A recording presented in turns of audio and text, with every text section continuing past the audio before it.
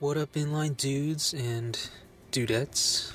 Welcome back to another skate video. This is no ordinary skate flow this time around, but rather a tutorial/info skate video. This is my first ever inline skating tutorial vid, so please excuse me if I don't explain some things properly.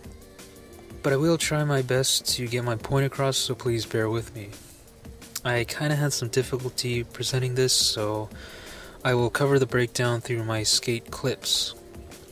I will also slow down some of these clips so you guys can carefully analyze and attain a better understanding of where my foot placement is.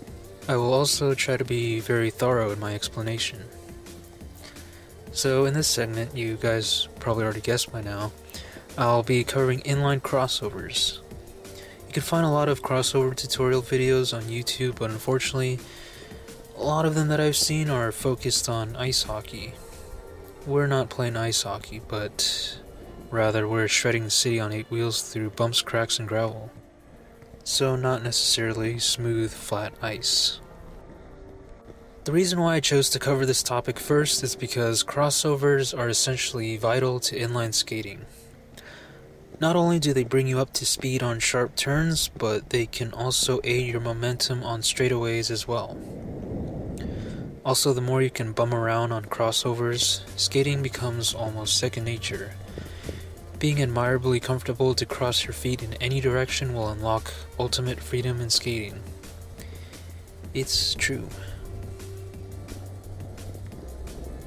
When crossovers are shown for the first time to beginning skaters, it's usually in the form of doing them in a turn or a circle pattern. This can be quite daunting for novices due to the fact that there is a possibility of tipping over sideways, that psychological fear of tripping over your feet sideways and falling kaput.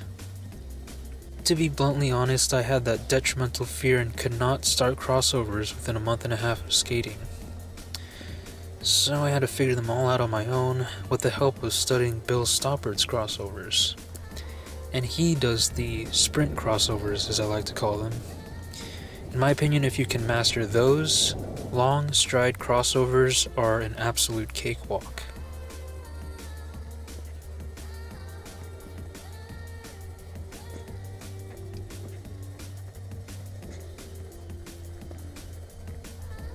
The biggest misconception is that crossovers aren't actually full-on crossovers, meaning you're not really crossing your lead foot entirely over your back foot to create an X stance when you're first starting out.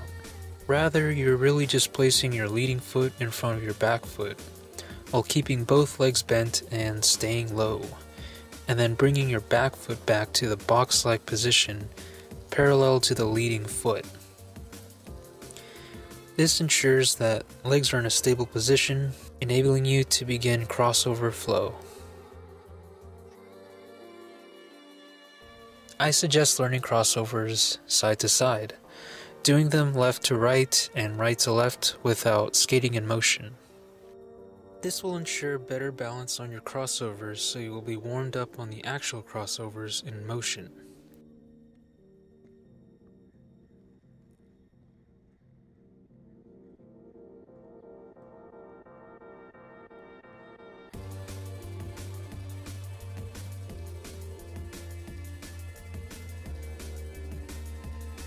In this slow-mo clip, you can see that I'm presenting crossovers in a straight line while I'm moving.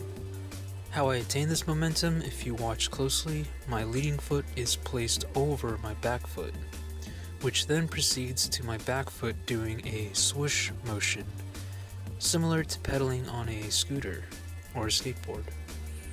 Your back foot is a pedal depending on which lead foot you choose to use first, left or right. I'm using my right foot as my lead foot, swooping the back leg, returning to the parallel stance, letting that said back foot glide forward for momentum, then coming back with my right foot again to cross over, scooting the left foot back, and vice versa. You get the gist.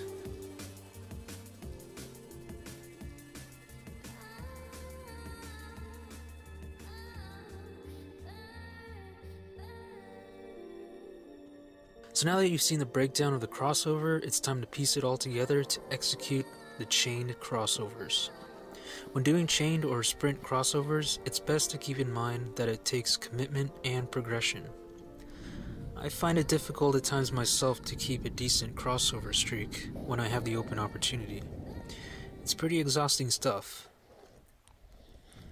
It's much more viable to ramp up the speed in intervals. Begin by starting slow, and then amp up the speed as you go along, making sure you ground that balance and keeping your knees bent, staying low with your back arched when you're carving for deep, long crossovers, and keeping your posture slightly low when you're doing sprint crossovers. My number one rule of thumb is to be relaxed. Do not tense up. Tensing up when performing crossovers can result in very minimal crossovers, and it will just tire you out faster. Keep the arms moving, almost like you're using running or jogging arms, along with your legs, of course. So basically, skate like a runner, but outskate the runner. Know what I mean?